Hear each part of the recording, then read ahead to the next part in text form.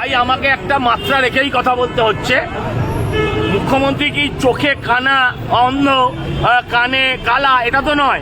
তিনি তো টিভিতে দেখেছেন এবং শুনেছেন যে ওই মা, ওদের বাড়ি চন্দন দাসের স্ত্রী, ওদের পুরো পরিবার বলেছে আমরা স্বেচ্ছায়। তারপরে আর এই কথা বলার না মানে কি হয়? আমি কালকে বলেছিলাম মুখ্যমন্ত্রী নাটক করেছেন।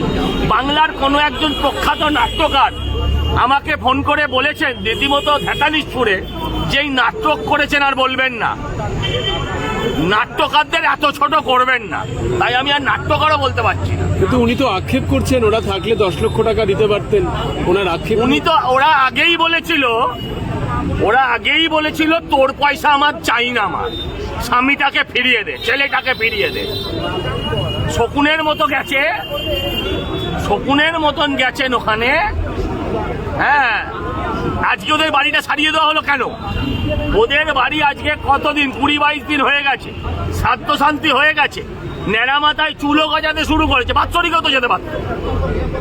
ওদের বাড়িতে আজকে গেছে কেন? উত্তর আছে? মুখ্যমন্ত্রী বলছে পরিস্থিতি ভালো করে পুরো দেখাবে। মুখ্যমন্ত্রী বলছে পরিস্থিতি স্বাভাবিক হয়ে গেলে তবেই তো যেতে হয়। তাহলে বিরোধীরা কি অশান্তি করতে যায় না? তাহলে মণিপুরে যাওয়ার কথা যেন কখনো না বলে। মণিপুরে যাওয়ার কথা যেন কখনো না বলে। কাশ্মীর নিয়ে যেন একটাও কথা না বলে। আপনারা কয়েকজন নেতা খুব ধর্মীয় নেতা হয়েছে। হ্যাঁ, ঠিক বলেছেন। এটা একটা সারা জীবনে গত 14 বছর এটা 2 নম্বর সত্যি কথা। প্রথম সত্যি কথা, শ্যামবাজার থেকে রাজাবাজার অব্দি মিছিল, আমরা সবাই চোর। আর দ্বিতীয় সত্যি কথা, পরিকল্পনা করে দাঙ্গা বাঁধানো হয়েছিল। এই পরিকল্পনাটা মুখ্যমন্ত্রী নিজে একদম নবান্নে বসে ওখানকার পুলিশের এসপিদের নিয়েই করেছিলেন। আপনারা কয়েকজন ধর্মীয় নেতা হয়েছেন, তার জন্যই এই সমস্যা। হ্যাঁ, বিধর্মী হওয়ার থেকে, অধার্মিক হওয়ার থেকে ধার্মিক হওয়াটা ভালো। বজ্জাত হওয়ার থেকে তাদের জাত থাকা ভালো। দৈতাপতিকে ফাঁসানো হয়েছে। আমার বাড়িতে তো 3-4টে নিম গাছ ছিল, আমি কেন চুরি করতে যাব? সে তো আমার মাঠেও নিম গাছ আছে, থাপার মাঠেও নিম গাছ আছে। সব নিম গাছ এক, সব মহিলাকে এক, সবার যার নাম মমতা তার মধ্যেই মমত্ব থাকবে এমন নয়।